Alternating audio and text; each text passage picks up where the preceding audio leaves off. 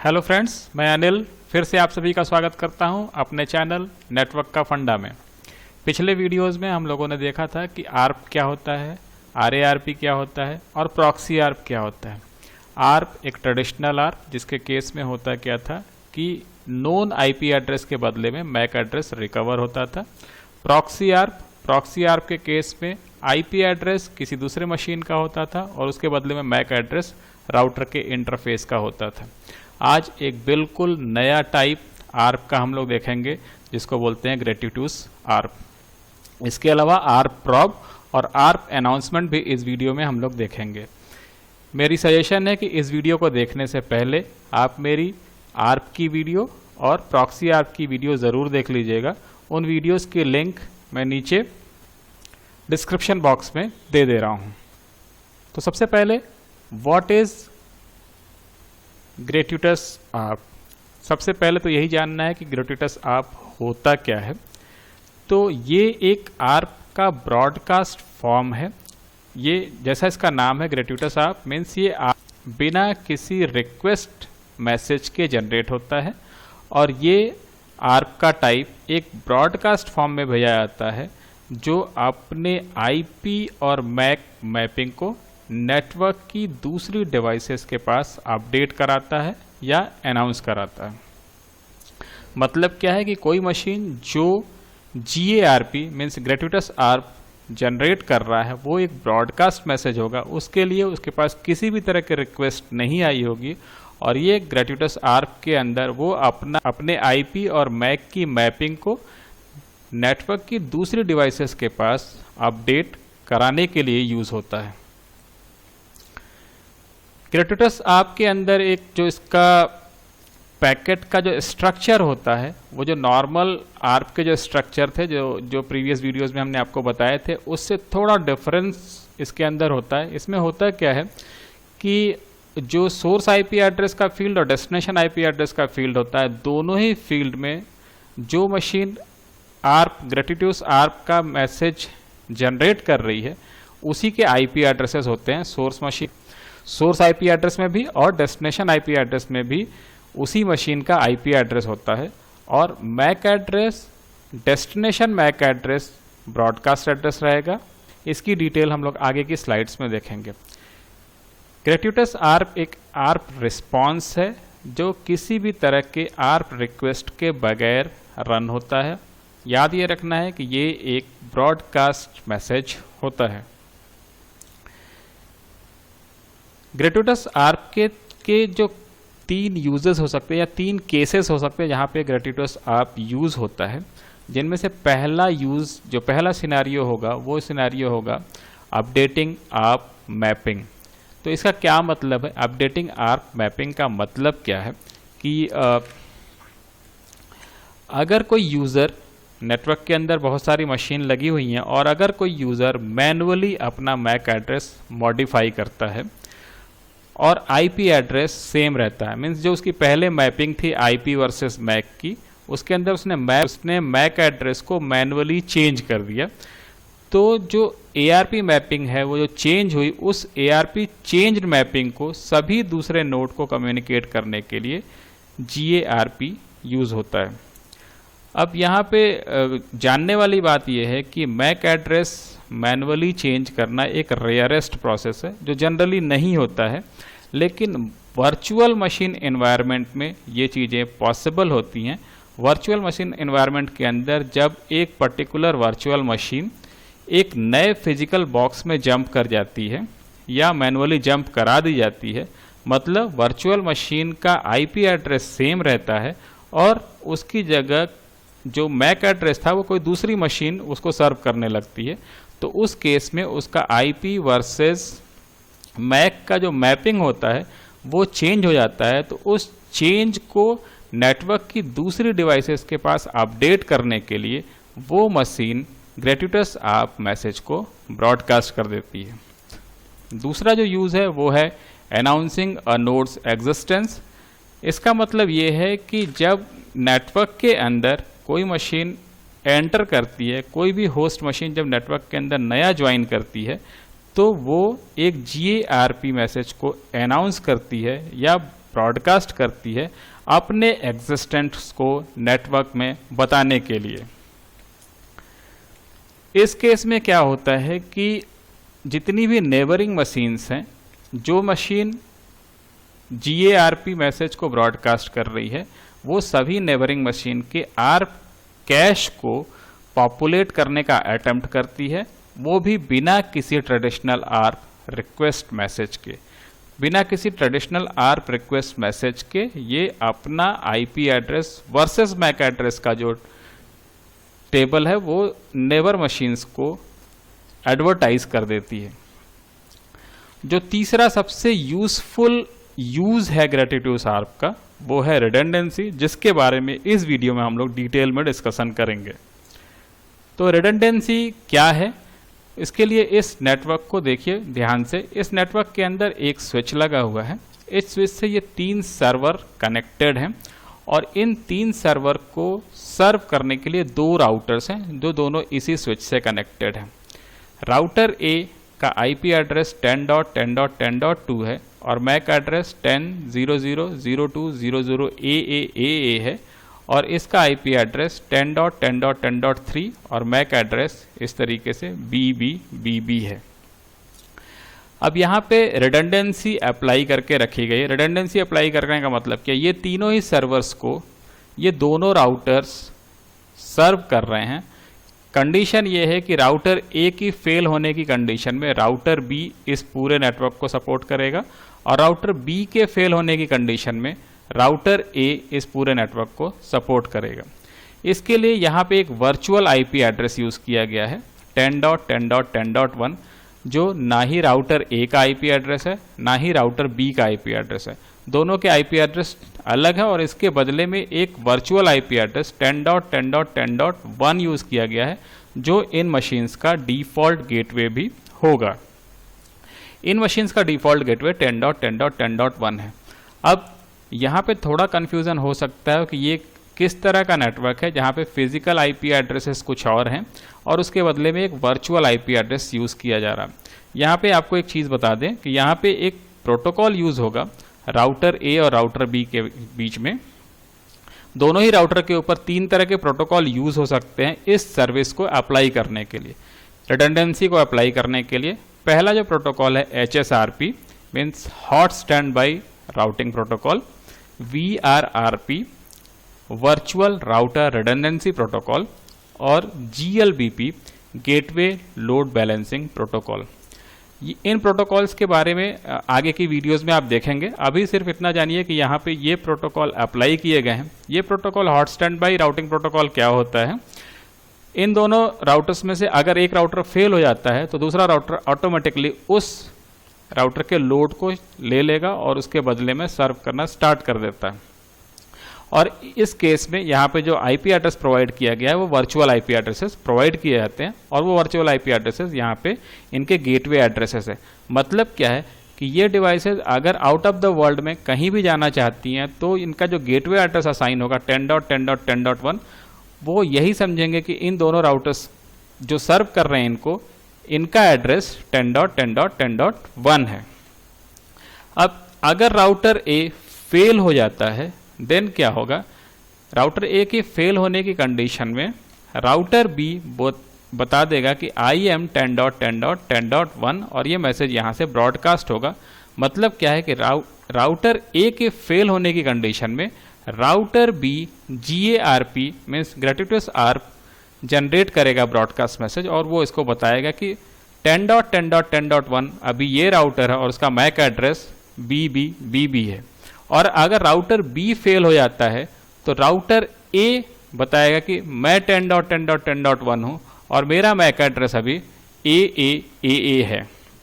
इस कंडीशन में क्या होगा कि इन सर्वर्स से जनरेट होने वाले पैकेट्स उसी रूट को फॉलो करेंगे जो राउटर वर्किंग होगा, क्योंकि ये मैक एड्रेसेस और IP एड्रेसेस का टेबल इनके ARP कैश में भी अपडेट हो जाएगा। दूसरी चीज़, जब ये राउटर B यहाँ पे कोई मैसेज जनरेट करेगा GARP मीन्स ग्रेटिट्यूड ARP यहाँ पे जब जनरेट होगा तो स्विच के इंटरफेसेस के ऊपर, स्विच के पोर्ट्स के ऊपर भी मैक टेबल अपडेट होगा, क्योंकि स्विच के मैक टेबल में पहले कुछ और लिखा होगा कि ये जो राउटर है जो 10.10.10.3 मीन्स जिसका मैक एड्रेस ये है, वो अभी कौन से इंटरफेस पे, सपोज यहाँ पे 0/4 है और यहाँ पे 0/5 है, पहले लिखा होगा 0/4 पे ये है और 0/5 पे ये है, बट जब GARP मैसेज जनरेट होगा तो यहाँ पे इंटरफेसेस पे भी ये मैक टेबल भी स्विच का चेंज होगा, और मैक टेबल चेंज होने के बाद स्विच उसी हिसाब से पैकेट को फिर यूनिकास्ट करेगा। तो ये GARP में हो क्या रहा है, GARP में होता ये है कि बिना किसी ARP रिक्वेस्ट के कोई भी राउटर या कोई भी मशीन एक ARP रिस्पॉन्स मैसेज जनरेट करती है और वो ARP रिस्पॉन्स मैसेज ब्रॉडकास्ट होता है। ब्रॉडकास्ट होने की कंडीशन में कंडीशन ये है कि सोर्स IP एड्रेस और डेस्टिनेशन IP एड्रेस दोनों उसी मशीन का होगा जो मशीन ये रिस्पॉन्स मैसेज जनरेट कर रही है। Destination MAC address always broadcast address होगा। तो चलिए देखते हैं कि इसमें आगे कि इसका जो स्ट्रक्चर होता है, पैकेट स्ट्रक्चर, जो ग्रेटिट्यूस आर्प का जो पैकेट स्ट्रक्चर होगा वो कैसा होगा। तो GARP का जो पैकेट स्ट्रक्चर है वो इस तरीके से होगा। जो फर्स्ट फील्ड होगा हार्डवेयर टाइप, अगर वो ईथरनेट हो तो यहाँ पे 1 लिखा होगा। प्रोटोकॉल टाइप IPv4 के लिए 0800। हार्डवेयर लेंथ मैक एड्रेस, क्योंकि यहाँ पे हार्डवेयर टाइप ईथरनेट है तो ईथरनेट की केस में जो मैक एड्रेस होता है वो 6 बाइट का होता है। और प्रोटोकॉल टाइप जो IP वर्जन 4 में 32 बिट का होता है, मीन्स 4 बाइट का, यहाँ पे प्रोटोकॉल लेंथ लिखा होता है। गौर करने वाली बात यह है कि इस फील्ड के अंदर जो रिक्वेस्ट के लिए 1 और रिप्लाई के लिए 2 लिखा होता है, GARP के केस में, मीन्स ग्रेटिट्यूस आर्प के केस में ये ऑलवेज 2 रहता है, क्योंकि ये एक रिस्पॉन्स मैसेज है विदाउट एनी रिक्वेस्ट।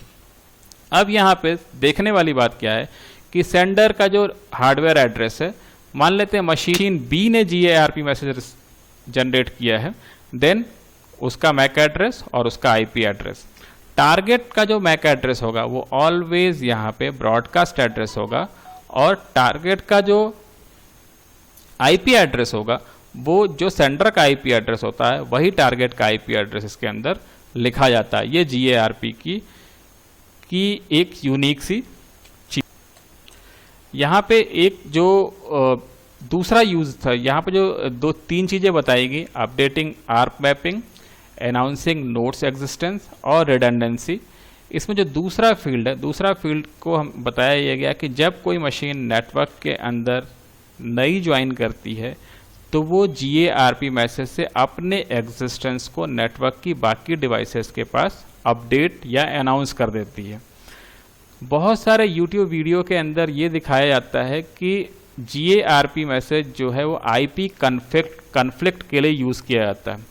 जो लोग ये बताते हैं कि GARP, या जो लोग ये मानते हैं कि GARP IP कन्फ्लिक्ट के लिए यूज़ होता है, वो कम्प्लीटली रॉन्ग है।